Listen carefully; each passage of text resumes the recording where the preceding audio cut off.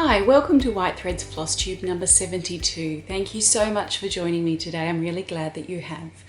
Today I'm going to show you another project from my forthcoming book, Frisian Whitework, Dutch Embroidery from Friesland. And I'm also going to talk to you about a new whitework group on Facebook. So it occurred to me, well, I've sort of noticed it over the last little while that there was no group on Facebook that focused on whitework embroidery. There's lots of sampler ones and there's lots of needlepoint ones and there's lots of embroidery ones in general, but there wasn't one for whitework embroidery. And I looked at this on Friday morning and thought, well, I'm going to start one. Now, I really had no idea what I was getting myself into. I am a moderator of a Hardanger group, but I'm one of a few moderators, so I don't carry the load all by myself. And in starting a new whitework group, well, I did have plans for Friday, but they quickly went out the window as I spent the whole day glued to my computer approving memberships and alerting people to the fact that they hadn't quite filled out all the membership form properly and therefore I couldn't approve them yet. So if you haven't heard about it yet, you can find it at, I'm going to read this out because I don't want to tell you the wrong thing, and I'll put it up on the screen as well. It's at facebook.com/groups/whitework embroidery, and whitework embroidery is all one word. So that's where you can find the group. Now, when you apply for membership, it asks you the question, what does whitework embroidery mean to you? And I deliberately left that wide open so that people could answer it how they wanted to. Some people have given me definitions and told me different types of whitework that they enjoy.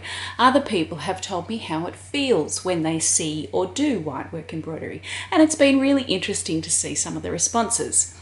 So yeah, go ahead and write whatever you want. But the really important thing is, before you press submit for your application, you need to also agree to the rules of the group. The rules cover things like copyright, they cover things like the fact that it's just about whitework, they cover the fact that we're going to be kind to each other in this group, we're not going to be nasty, you know, all those sorts of things that make a group run nicely and well, and it's a place that people want to be and people enjoy being. So there should be, but I don't know that there always is. You see, I haven't been through this process myself because I set the group up so I didn't have to apply. There should be a little box that says, I agree to the rules, tick. Some people don't seem to be seeing it. I don't know whether Facebook's not showing them, whether it's not falling onto their screen, maybe they're doing it on their phone, I don't know. But some people aren't seeing it, so their application's coming through to me with the question answered, but not with the box ticked. And so I can't approve their membership until that box has been ticked. So what I have been doing where possible is messaging them directly and telling them that they need to do this. And if they don't see a box, then what they need to do is just write back to me and say, I agree to the rules. But I've come up with a better way. And now the question says to you, you need to answer this question, but it also says if you don't see the box to tick, to say, I agree to the rules, then just write it into your answer. Do your answer about what whitework means to you, and then at the bottom of that, write, I agree to the rules of the whitework embroidery group. And then I can approve you.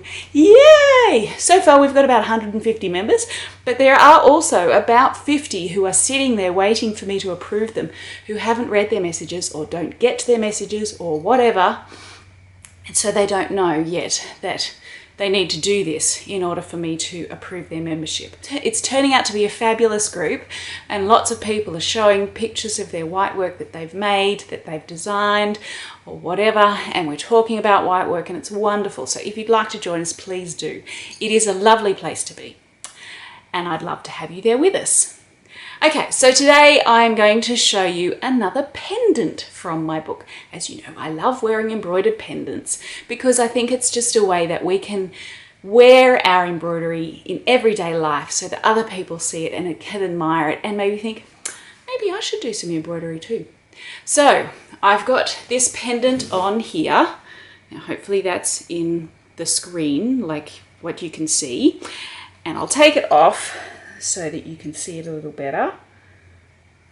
Now, the previous pendant that I showed you was round and it was wooden, so that was a new thing.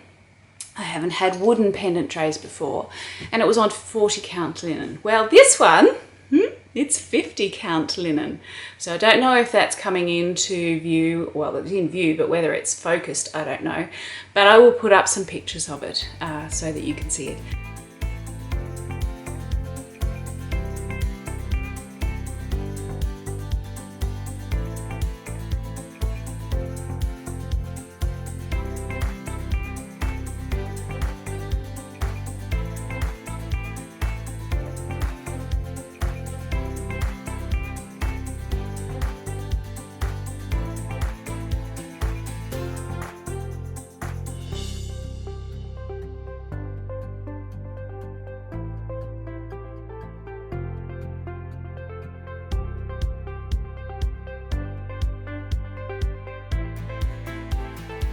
This tiny little pendant is worked on 50 count because then I can squeeze so much detail into that space.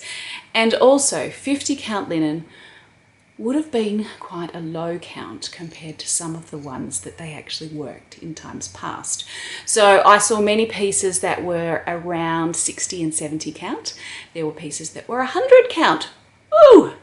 So this one's on 50. So it's quite coarse compared to some of them that they would have done. Imagine if I'd worked it on 100. 1, we wouldn't be able to get the fabric. 2, we wouldn't be able to get the thread. 3, no one would be able to see it, but we would admire it at the end. So this pendant has, now what has it got on it? It's got, in the middle, it's got a diagonal satin stitch star, which is one of the characteristic features of Frisian Whitework. If you see stars made of diagonal satin stitch, they're never going to be hardanger, but they were probably going to be Frisian Whitework because this is a characteristic stitch that they use. Then we've also got some regular satin stitch. We've got some whipped back stitch. There are 6 thread eyelets. There's channel stitch. Is there anything else? No, that's it. And so it's a very small, detailed design, but it looks beautiful when you're wearing it. So hopefully you might decide to choose to make one of them as well, if you can see 50 count.